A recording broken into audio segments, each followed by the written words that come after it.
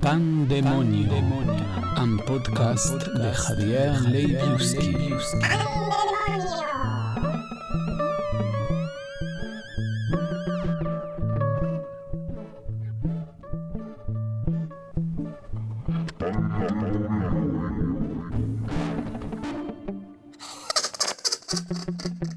Salut tout le monde, l'épisode de cette semaine contient des réflexions profondes sur les distributeurs automatiques, les banques, le capitalisme et les peignes quantiques.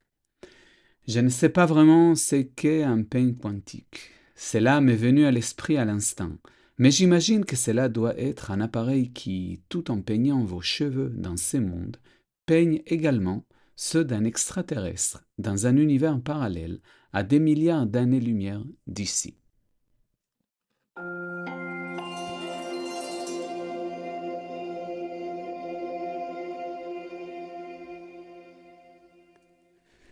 Comme tous les jours, ce matin je suis parti de chez moi sans assez d'argent dans mon porte-monnaie. Alors, avant d'arriver à la gare, j'ai fait mon arrêt habituel au distributeur. En me rapprochant de l'appareil, j'ai noté que les couleurs de l'écran étaient quelque peu changées.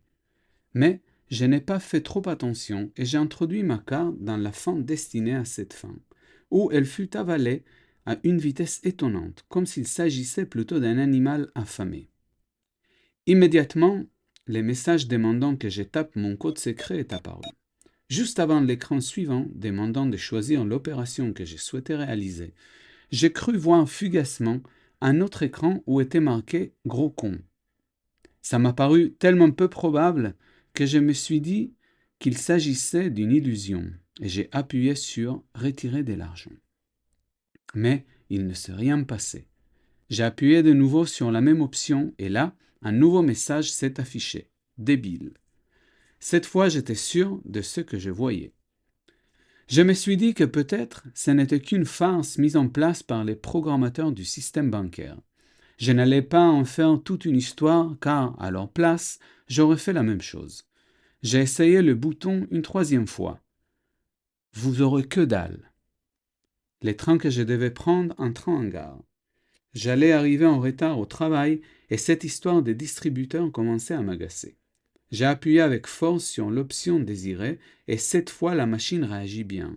Maintenant, il fallait choisir les montants. J'ai sélectionné 20 €. Je ne retire jamais plus car sinon je dépense tout mon argent en CD. C'est vrai que je peux payer mes disques avec la carte bancaire, mais c'est beaucoup trop long pour moi et ça me donne le temps de réflexion nécessaire pour annuler l'achat.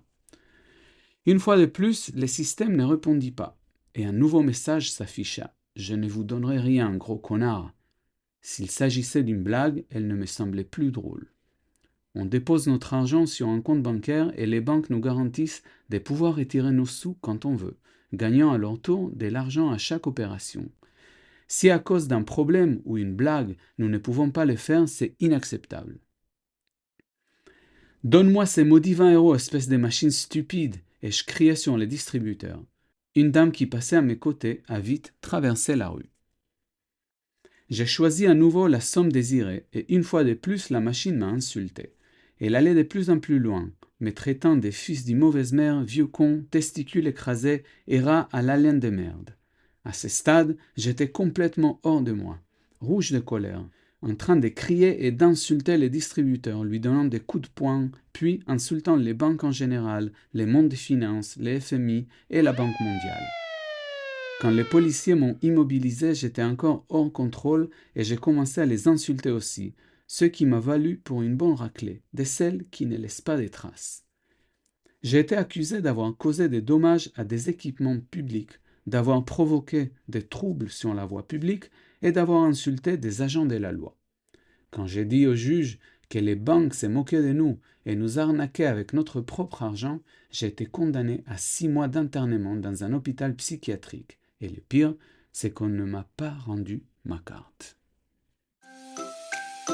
C'est tout pour cette fois. J'espère que cet épisode t'a plu et si c'est le cas, n'hésite pas à en parler autour de toi, à liker le profil Instagram ou Facebook du podcast Pandemonio 2025 et à collaborer sur mon compte Patreon, pan-demonio. À la semaine prochaine!